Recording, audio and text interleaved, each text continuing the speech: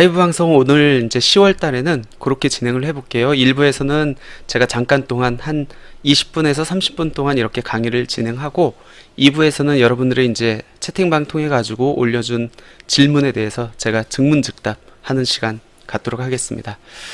먼저 조정 대상 지역 해제에 따른 세금 변화와 대처 한번 보도록 할까요? 제3차 주거정책심의위원회가 이제 열렸었죠. 열어가지고 투기 과열지구 및 조정 대상 지역 조정안을 심의 의결했습니다. 그 결과 2022년 9월 26일부터 지방 및 일부 수도권 외곽 지역의 조정 대상 지역을 해제했습니다. 그리고 서울하고 경기를 제외한 인천, 세종 지역은 투기 과열지구를 해제를 했습니다.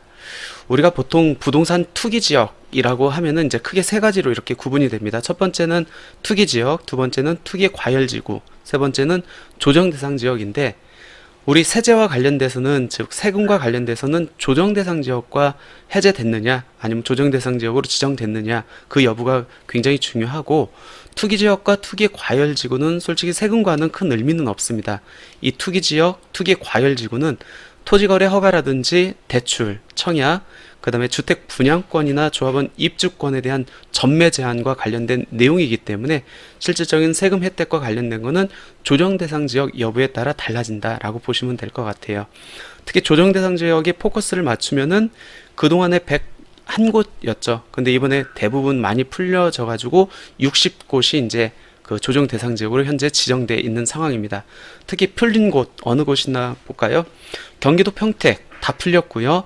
이 일부라고 표시된 데가 있는데 요 안성시, 양주시, 파주시, 동두천시 같은 경우는 전 지역이 해제가 된 건 아닙니다. 그렇기 때문에 이 안성시, 양주시, 파주시, 동두천시 중에서도 내가 해제된 지역인지 아니면 아직까지 그 조정 대상 지역으로 지정된 지역인지 꼭 확인하셔야 됩니다.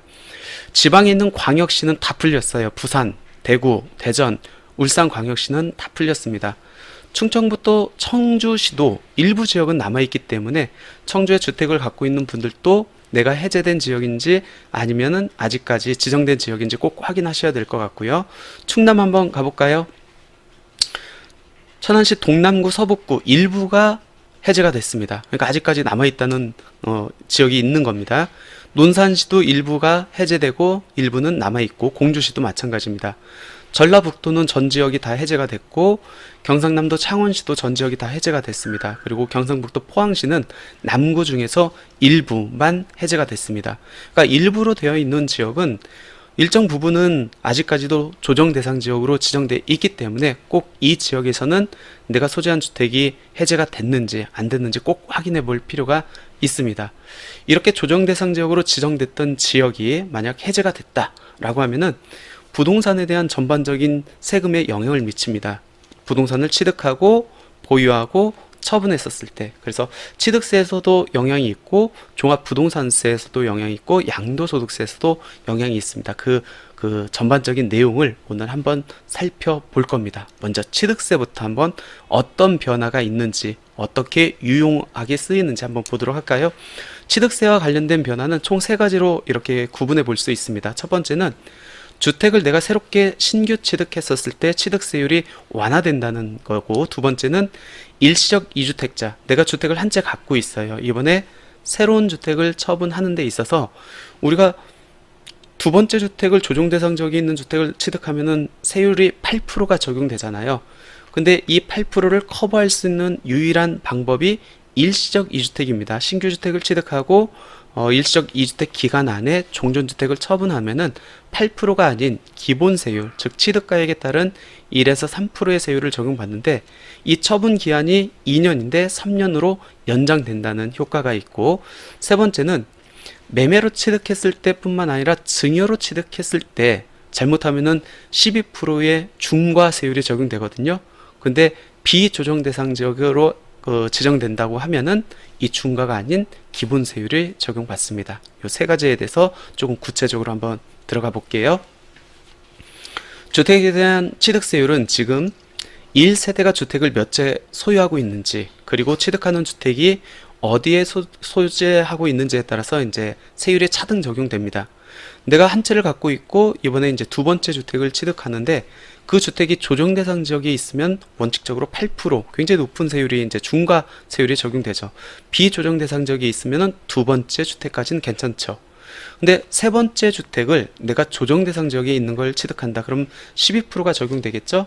비조정에 있으면은 이 조정 대상 지역일 때보다는 조금 완화해서 8%가 적용됩니다.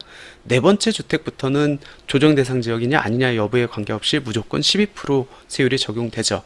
그럼 여기에서 조정 대상 지역의 첫 번째 주택 또는 비조정 대상 지역의 두 번째 주택까지는 우리가 1에서 3%의 기본 세율이 적용되는데, 여기서 기본 세율이 뭡니까? 라는 거는 내가 주택을 취득하는 가액에 따라서 세율이 달리 적용되는데, 취득가액이 6억 원 이하면 1%, 6억에서 9억 사이면은 1.01%에서 2.99%, 9억 초과하면 3%에 이렇게 세율이 적용된다라고 보시면 될 것 같습니다.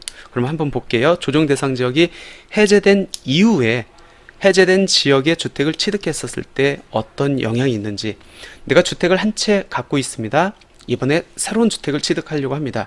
만약 그 주택이, 새로운 신규 주택이 조정 대상 지역에 있다고 하면은 나는 조정 대상 지역의 두 번째 주택을 취득하기 때문에 8%의 중과세율이 적용되죠. 근데 이 새롭게 신규로 취득하려고 하는 지역이 이번에 해제가 됐습니다.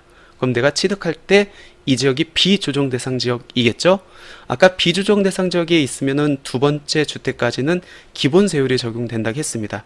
그럼 얘는 취득가액이 5억, 즉 6억 원 이하이기 때문에 8%가 아닌 1%의 세율이 적용받을 수 있다는 겁니다. 취득세가 얼마가 줄죠? 아까 5억이었을 때 조정 대상 지역이 있으면 8%가 적용되기 때문에 4천만 원인데 기본 세율이 적용된다고 하면은 6억 원 이하이기 때문에 1%가 적용되죠. 그러니까 3,500만 원이 취득세가 감소하는 효과가 있습니다. 그러니까 이왕이면은 내가 조정 대상 지역이 해제된 주택의 두 번째 주택을 취득하는 게 훨씬 세부담적인 면에서 유리하다는 거죠. 많은 지역이 해제가 됐기 때문에 그 지역에 있는 신규 주택을 취득하면은 일단 기본 세율을 적용받을 수 있다라는 겁니다. 이번에는 내가 두 채를 갖고 있습니다. 두 채를 갖고 있는 상태에서 세 번째 주택을 취득하는데, 이 세 번째 주택이 아직까지 조정 대상 지역에 있다라고 하면 몇 프로죠? 그렇죠. 12%입니다. 5억 원의 주택을 취득한다고 했었을 때 6천만 원의 취득세를 내야 됩니다. 굉장히 센 거죠. 근데 만약 내가 신규로 취득하려고 했던 지역이 이번에 조정 대상 지역에서 해제가 됐습니다. 그러면은 비조정 대상 지역의 세 번째 주택을 취득하는 결과가 되기 때문에 몇 프로죠? 12%가 아닌 8% 세율이 적용된다는 겁니다. 취득세가 2천만 원이 감소를 합니다. 그렇기 때문에 혹시 내가 지금 주택을 한 채 또는 두 채 그 이상으로 갖고 있는데 이번에 이제 추가로 주택을 취득한다고 한다라고 하면은, 이번에 취득하려고 하는 주택 소재지가 조정 대상 지역에 있는지 아니면 해제된 지역인지 확인하시고, 해제가 됐다고 하면은 내가 생각했던 것보다 조금 낮은 취득세율을 적용받을 수 있다는 겁니다. 이번에 취득세에서 두 번째 효과, 일시적 2주택 종전주택의 기한이 2년에서 3년으로 연장된다는 겁니다. 내가 한 채를 갖고 있는 상태에서 두 번째 주택을 취득하는데 이 두 번째 주택이 조정 대상 지역에 있습니다. 그럼 몇 프로죠? 8%의 취득세율이 적용되죠. 근데 이거를 커버할 수 있는 유일한 방법이, 이 신규 주택을 취득하고 나서 일정 기간 안에 기존에 갖고 있던 종전주택을 처분하면은 내가 두 번째 주택을 취득했음에도 불구하고, 즉 8%의 취득세율을 적용해야 됨에도 불구하고 기본 세율을 적용받을 수 있다는 겁니다. 우리가 조금 전에 봤던 거는 내가 신규로 취득하는 지역이 조정 대상 지역에서 해제됐었을 때 효과를 봤는데, 이번에는 종전주택 소재지가 조정 대상 지역에서 해제가 됐다. 신규 주택은 조정 대상 지역에 있는 주택을 산다라고 가정을 하고 접근을 해보겠습니다. 그럼 어떻게 되죠? 종전주택이 조정 대상 지역에 있으면서 신규 주택에 있는 두 번째 주택을 취득하고, 그리고 그 날로부터 일정 기간 안에 매도를 해야 내가 기본 세율을 적용받죠. 8%가 아닌. 그때 그 처분 기한이 두 개 다 조정 대상 지역이면 2년이었는데 내가 종전에 갖고 있던 주택의 소재지가 조정 대상 지역에서 이번에 비조정으로 해지가 됐습니다. 그러면 신규 주택을 취득할 때 종전주택은 비조정, 신규 주택은 조정 대상 지역에 있겠네요. 이때는 일시적 2주택 처분 기한이 2년이 아닌 1년이 더 연장돼 가지고 3년을 적용받을 수 있다는 겁니다. 그만큼 1년의 텀이 더 길어진다는 얘기죠. 그러니까 요번에는 종전주택이 조정 대상 지역에 있는 주택이 비조정 대상 지역으로 편입됐을 때 그 이후에 신규 주택을 취득했었을 때 일시적 이주택 기간이 1년이 더 는다라는 효과 기억해 보시면 될 것 같고요. 요겁니다. 사례를 한번 들어볼까요? 종전주택이 조정 대상 지역에 있는 상태에서 신규 주택을 취득합니다. 원칙 8%가 적용돼야 되는데 신규 주택 취득하고 나서 조정이기 때문에 2년 안에 종전주택을 처분하면은 기본 세율이 적용됩니다. 근데 이번에 9월 26일부터 이 종전주택이 비조정으로 바뀌었다, 해지가 됐다. 그 이후에 신규 주택을 취득한 경우에는 2년이 아닌 3년의 처분 기간 안에 종전주택을 처분하면은 기본 세율을 여전히 적용받을 수 있다라는 겁니다. 이번에 취득세 세 번째 효과 한번 보도록 할까요? 이번에는 증여로 취득했을 때 취득세가 인하된 내용입니다. 우리가 매매로 취득했을 때는 주택을 몇 채 갖고 있는지 또 주택 소재지에 따라서 기본 세율이 아닌 8%, 12%의 중과 세율이 적용될 수 있습니다. 근데 주택을 매매로 취득하지 않고 내가 증여로 받아요. 그럴 경우에도 우리가 12%의 중과 세율이 적용되거든요. 원칙적인 거는 3.5%의 세율이 적용되는데 굉장히 한 4배 정도 이렇게 늘어난 결과가 되겠죠. 근데 내가 12%의 중과세율을 적용받는다라고 했었을 때 어떤 경우에 내가 증여로 주택을 취득했었을 때 12%가 적용됩니까? 라고 물으면은 딱 두 가지 요건을 충족한 경우에만 중과세율이 적용됩니다. 어떤 경우죠? 우리가 증여하려고 하는 주택이 조정대상 지역에 있고 주택 공시가격이 3억 원 이상인 경우, 이때는 내가 주택이 무주택자라 할지라도 12%의 중과세율이 적용됩니다. 유일하게 이 중과세율을 커버할 수 있는 경우는 뭐냐면 받는 사람을 기준으로 하는 게 아니고 주는 사람이 1세대 1주택자에 한해야 됩니다. 근데 부모 입장에서 주택이 여러 채 있으니까 이제 자녀한테 주려고 하겠죠. 그렇기 때문에 이 예외 규정이 적용되기는 힘들겠죠. 그러면은 받는 사람 입장에서, 특히 자녀 입장에서 조정 대상 지역에 주택 공시가격 3억 이상이다라고 하면은 내가 주택이 없음에도 불구하고 12%의 중과세율이 적용된다는 얘기거든요.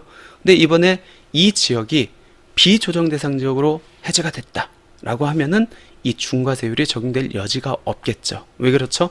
중과세율이 적용되려면은 두 가지 요건을 AND로 충족해야 되는데 이 조정 대상 지역이 아닌 지역이 소재하기 때문에 12%의 중과세율이 적용될 여지가 없습니다. 사례를 한번 들어볼게요.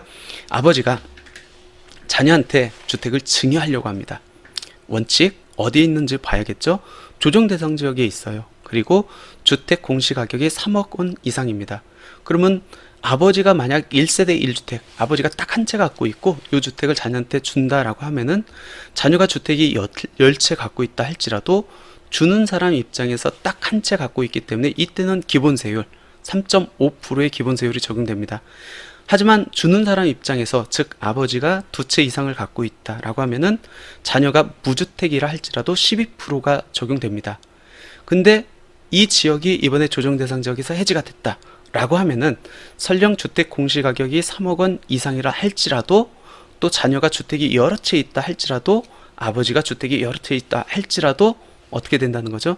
12%의 중과세율이 아닌 3.5%의 기본세율이 적용된다는 겁니다. 특히 그런 말 요즘 많이 들었을 거예요. 올해 증여를 해야 된다. 그래야 취득세가 싸게 먹힌다. 왜 그렇죠?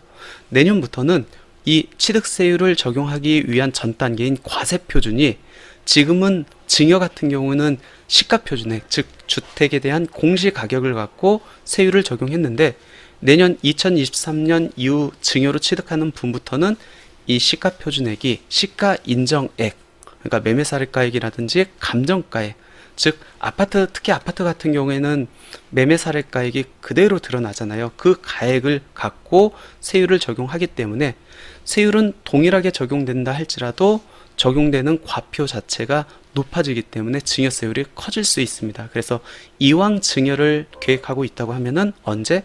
올해 안에 해야 최소한 취득세만큼은 줄일 수 있다라는 겁니다. 우리가 이제 취득세, 조정대상 지역 해제에 따른 취득세 변화에 대해서 살펴봤습니다. 세 가지였죠. 그러니까 다주택자 입장에서 조정대상 지역에서 해제된 지역에 신규 주택을 취득했을 때는 취득세가 완화될 수 있다라는 거. 두 번째는 일시적 2주택, 신규 주택을 취득하고 나서 종전주택을 뭐 일정 기간 안에 팔면은 8%의 중과세율이 아닌 기본세율을 적용받을 수 있는데 그 기간이 2년에서 3년으로 연장된다. 그리고 증여로 주택을 취득하는 경우에는 조정 대상 지역에 있고 주택 공시가격이 3억 원 이상이면은 12%의 중과 취득세율이 적용되는데 조정 대상 지역이 해지됨으로 인해 가지고 비조정 대상 지역에 있는 주택을 취득하는 경우에는 설령 그 주택의 주택 공시가격이 3억 원 이상이라 할지라도 기본세율을 적용받을 수 있다. 이 세 가지 효과 기억해 두시고요. 이번에는 이제 주택을 보유하면서 내는 종부세 어떤 변화가 있는지 한번 살펴보도록 하겠습니다.